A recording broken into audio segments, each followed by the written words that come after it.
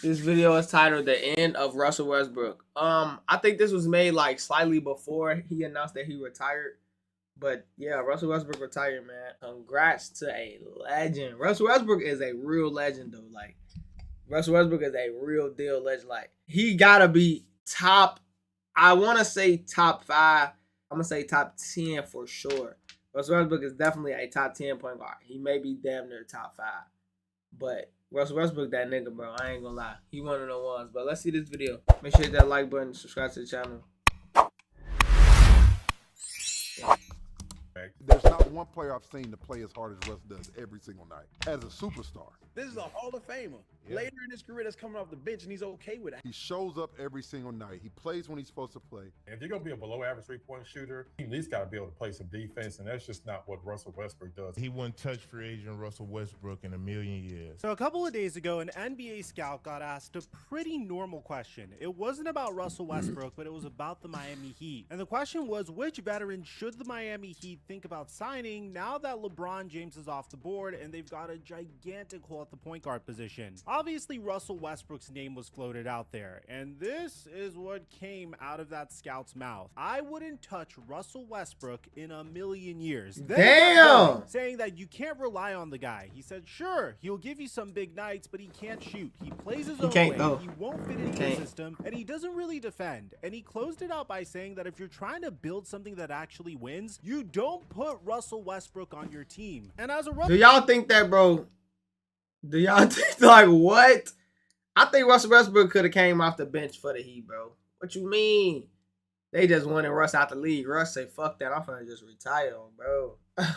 I feel it, Russ. Hey, go ahead, man. Russell Westbrook fan, this is actually really heartbreaking. I mean, we're talking about a former MVP, a 9-time All-Star, the NBA's 75th anniversary team, the most triple-doubles in the history of the sport. And Russ was averaging 15 points per game a few months ago. And people are saying that they wouldn't touch him in a million years? What? Bro, what are you talking about, man?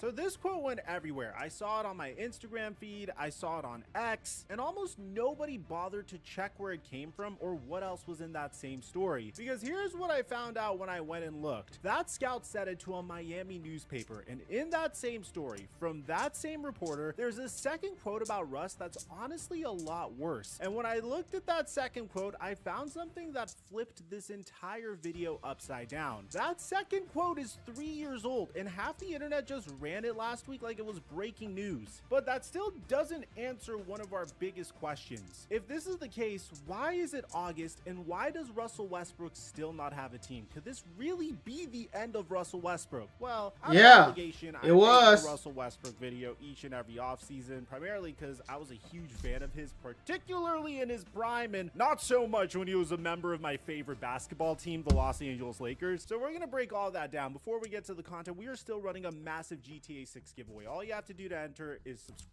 That's damn near why he retired, bro. Cause it's August and he still ain't on no team. He like, yeah, ain't nobody gonna pick me up. He like, he might as well retire. Ain't nothing else for you to do, shit. Ain't nothing else for them. I get it, Russ. I understand. That's kind of fucked up though that he had to just retire though. He had a little bit more left in the tank, I feel like. But ain't nobody, you see what they said? They won't touch him in a million years. That's kind of fucked up.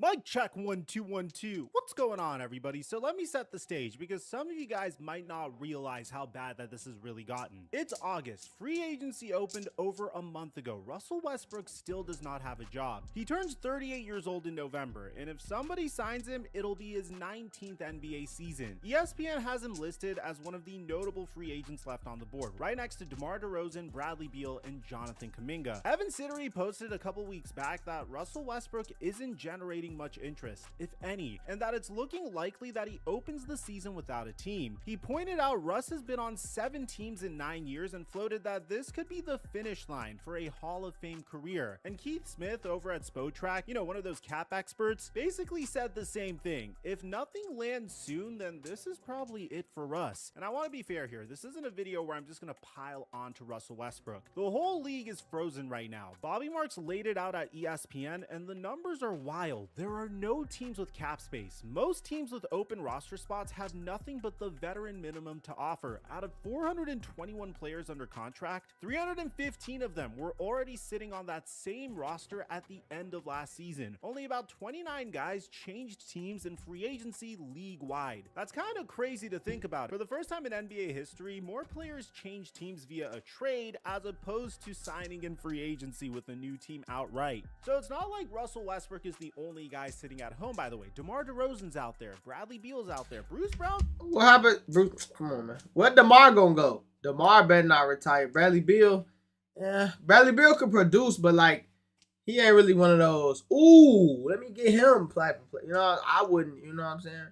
But not, don't disrespect the Bradley Beal. I just, ooh, Bradley Beal for the like, DeMar DeRozan.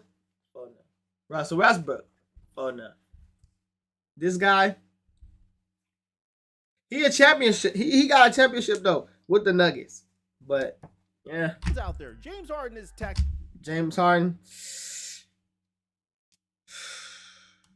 Technically out there. This is a market where basically nobody moved. Oh, I'm getting them. I want them bitches so Out there. bad. James Harden is technically out I want there. these This is a shoes market so where bad, chat. basically I want these shoes so bad. Oh my God. Them are so sexy.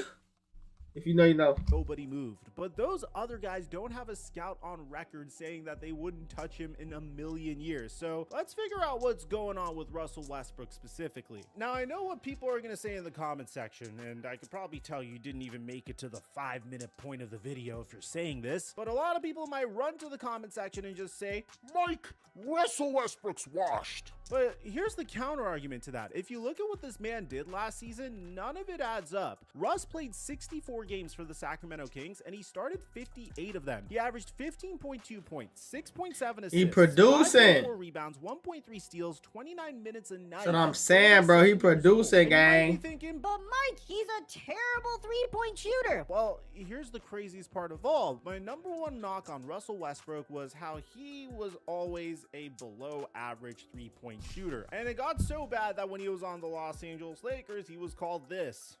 Westbrook. But this past season, he shot 33.8% from three. This is his best three-point season since 2016 to 2017. You know what happened in the 2016 to 17 season? The man won MVP. So if you go back to what the scout originally said about Russ, he said that Russ can't shoot, but Russ just shot the ball better than he has in 9 years. He's also gotten 6th man of the year votes in each of his last 3 seasons. You can call this a fluke. You can say it's not a big deal to get 6th man of the year votes. Hey. But the voters have been putting his name on a ballot every single year since 2023. He's been a real rotation player, and on a good night, he's a genuinely dangerous one. And the craziest part is he did all this on a $3.6 million contract. So my number Not gonna lie though, if you think about it though, like Russell Westbrook, he is that nigga, bro, and he more of like an athletic player. So think about it as like an older Ja Morant. You think he's still gonna jump the same and do all that? Like, he got to be reliable in another aspect. And they probably like, he ain't reliable in no other aspect. But this guy who made this video, he basically saying that, like, he producing, he's shooting and shit like that. So what is the reason why that he had to retire? And I'm curious, too. Why did Russell Westbrook have to retire, bro? Yeah, he's 38. LeBron 40. But he ain't LeBron, though. one issue with him when he was on the Los Angeles Lakers was the fact that he was taking a huge chunk. How old is Anthony Davis, bro? Anthony Davis ass. He on some other shit. Shout out AD, though. Shout out AD, though.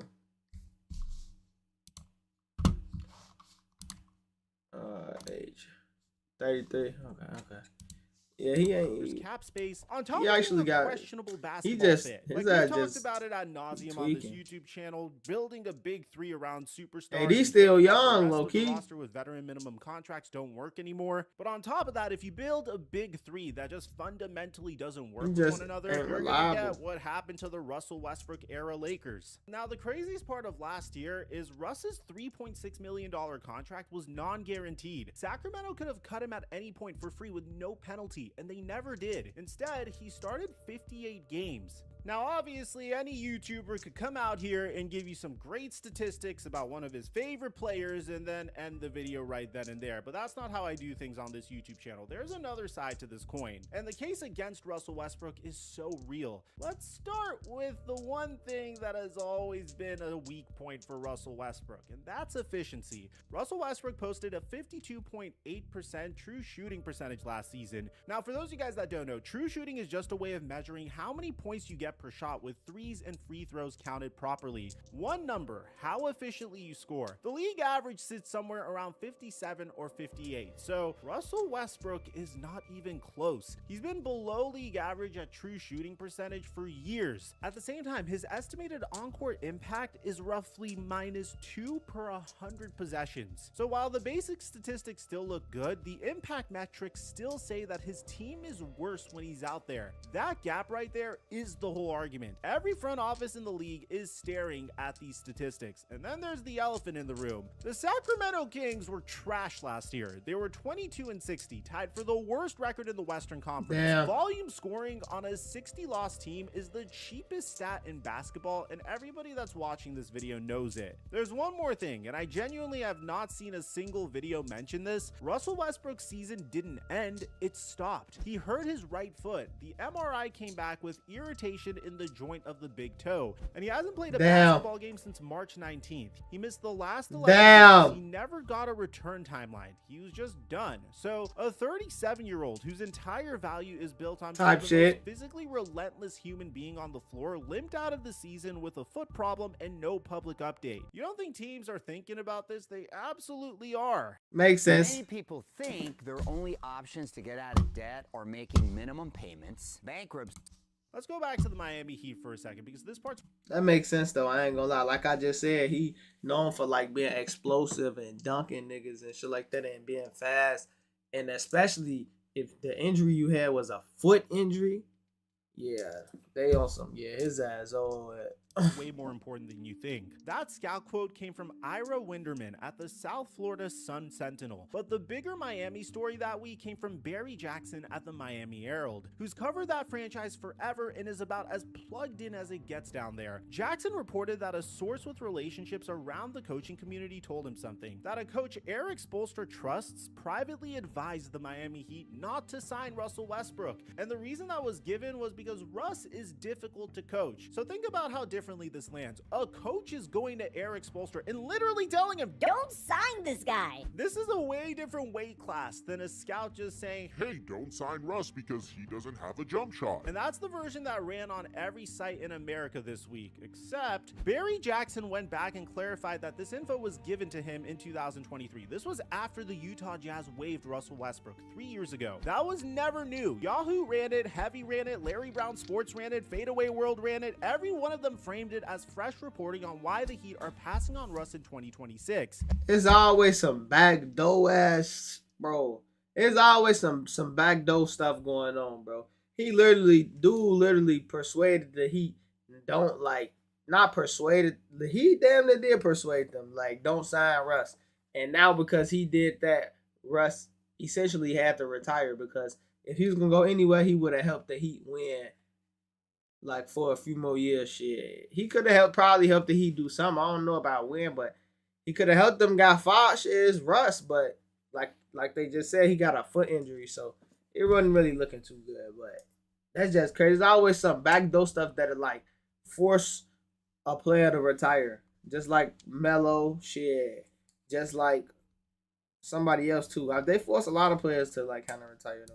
And it's a 3-year-old conversation about a completely different version of the player. And I want to be clear about who I'm calling out here, because it isn't Jackson. He actually went out and clarified it. He did his job. The problem is social media took this clarification, stripped it off, and pushed the scary part onto your algorithm just so they could get clicks. And this has been following Russell Westbrook throughout his career. He's sitting at home in August waiting for a phone call. And a thing that somebody said about him in 2023 gets shoveled back into the news cycle in 2024. 2026, with no date on it, right in the middle of the worst free agency of his life. So once I knew the difficult to coach thing was from 2023, I went and did some digging. I pulled up what actually happened to Miami during that time of year, and it's February 2023. Russ has just been shipped from the Lakers to Utah, and everybody knows a buyout's coming. Woj reported Russ had talked to the Bulls, the Clippers, the Wizards, and the Heat about where he'd land, and Barry Jackson posts that Miami is gathering intel on Westbrook, soliciting input from people they trusted to have worked with him. Background checks, calling around, doing homework on a former MVP like he's a second-round pick with character questions. 2 weeks later, Jackson comes back with the answer. The Heat had asked around, and one NBA person they respect had been advising people across the industry not to sign Russell Westbrook. Not just Miami, but the entire industry. Miami passed. Jackson's reporting at the time said the reasons were his defense and his shooting,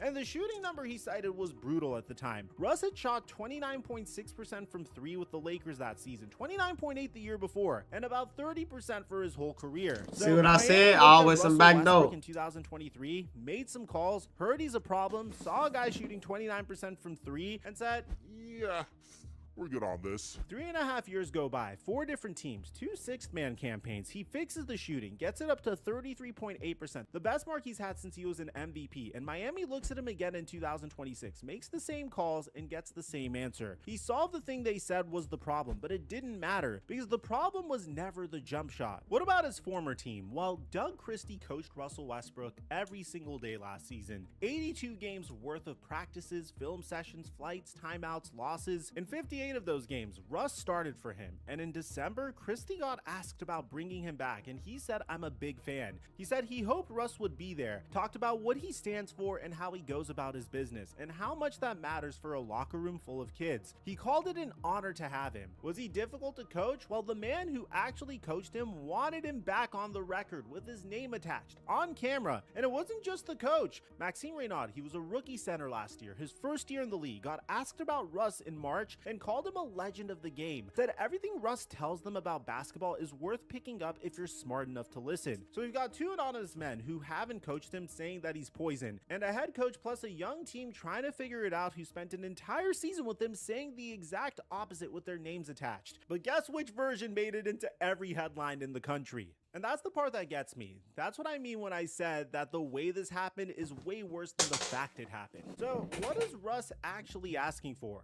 This is where it gets frustrating. The Sacramento Kings GM, Scott Perry, got asked on July 8th about bringing Russ back. And what he said was, Russ has always been a favorite of mine, as you know that. Russell Westbrook probably outplayed a minimum contract, which all we have right now. So that's all I have really to say about him right now.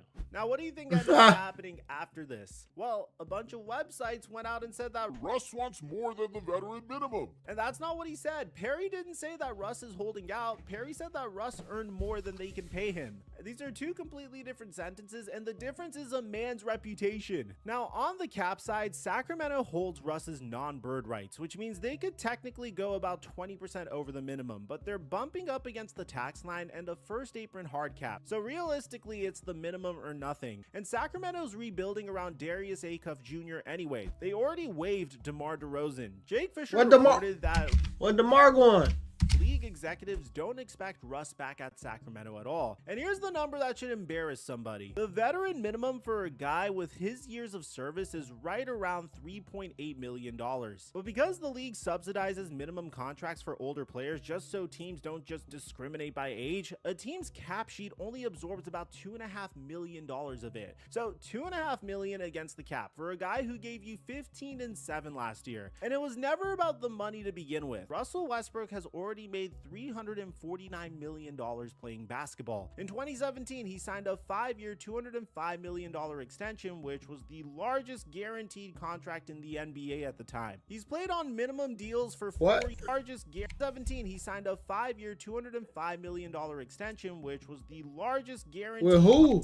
He made $349 million playing basketball. In 2017, he signed a 5-year, $205 million extension, which was the largest guaranteed guaranteed contract in the NBA. Probably was on the He's Thunder. played on minimum deals for 4 years running since then. The man is not chasing a bag. He just wants to play basketball. Now, here's the thing. We've watched this exact movie before last summer. Russell Westbrook had a player option in Denver. He turned it down, hit free agency, and then sat and sat and sat. And after 3.5 months of nothing, Jake Fisher was reporting at the time that Sacramento was basically the only team that was even thinking about it. And if that didn't happen, Russ might not be in the NBA at all. He finally signed in October, a week before the season, on a non-guaranteed minimum. Then November 3rd rolls around, the first game back in Denver against his old team, and Russ drops 26 points and 12 rebounds, the best game he'd play as a King by a mile. And afterwards, somebody asked him about leaving the Nuggets. He said his year there was great, and that other people apparently didn't see it that way. He said the truth is that they didn't want him back, and he said that they told him not to pick up the option. And then he said the line that's been rattling in my head this entire week: I don't go anywhere that I'm not wanted. He said it like it was a flex, like it was his choice. And a month before that, when a reporter asked him at King's Media Day whether he was retiring after the season, he just smirked and said this. He didn't even dignify it. That's 10 months ago. And right now, in August of 2026, Russell Westbrook has said absolutely nothing publicly. No statement, no workout videos, nothing from his camp at XL Sports. The loudest man in basketball had gone completely silent, and the league is doing— Hey, is Russ top 5 point guard all time? Yes or no? Is he? I say top 10. I don't know about top 5 though. Do you think Russ top 5 point guard all time? Yes or no? I feel like he top 10. I don't know about top 5, bro. What you think? all the talking for him. If you want to know how this ends, there's a version of this already in the history books. And it's kind of uncomfortable how close this match is. September 2010, Allen Iverson, former NBA MVP, 4-time scoring champion, is 35 years old. He's a top 20 scorer in league history at the time. Training camp is 2 weeks away, and his manager, Gary Moore, told Wait, him how old was he? history of time scoring champion is 35 years old. 35. He's a top 20 scorer in league history at the time. Training camp is 2 weeks away, and his manager, Gary Moore, told reporters that not one single NBA team had contacted them. He said they were astonished, said that they just couldn't understand it. Iverson went to Turkey. He never played another NBA game. Nobody ever announced that Allen Iverson was done. There was no press conference, no farewell tour, no jersey in the rafters moment. The phone just stopped ringing, and that was the whole ending. It doesn't always go that way, though. Carmelo Anthony sat out an entire calendar year after Houston. Daryl came in the room and told me,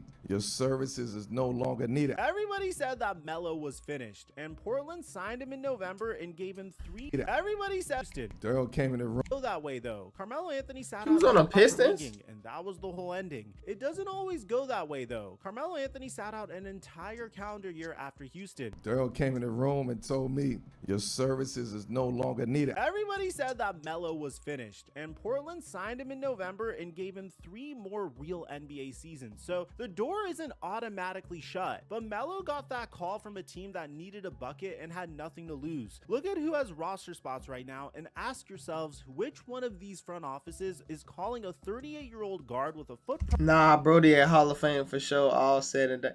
Is he top 5 dead or alive, nigga? No, that's not what I asked. I didn't say was he in the Hall of Fame. I said, was he top 5, nigga?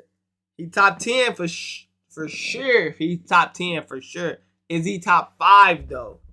Problem and a reputation file that's been circulating the league over the past 3 years. So here's my take on this. I already know that some of you guys are not going to like this in the comment section. Russell Westbrook isn't unemployed because of his jump shot. He fixed his jump shot. His best 3-point year since the MVP season. He isn't unemployed because he can't produce. He had 15 and 7 at the age of 37 on a non-guaranteed minimum, which is one of the best value contracts in the NBA.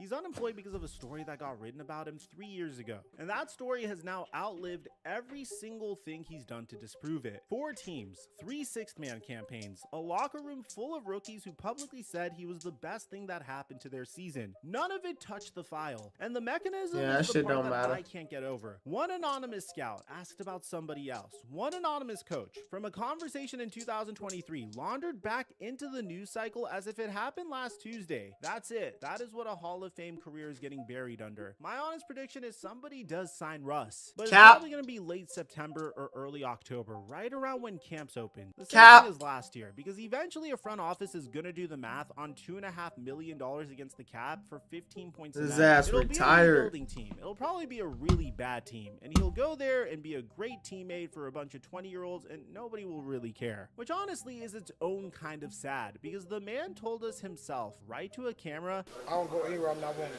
and he's about to find out that the only places that want him are the places that nobody wants to be. Let me know what you guys think. His ass retired. Exactly. The only places that want him is the places that he didn't want to be. So his ass retired. I don't blame him.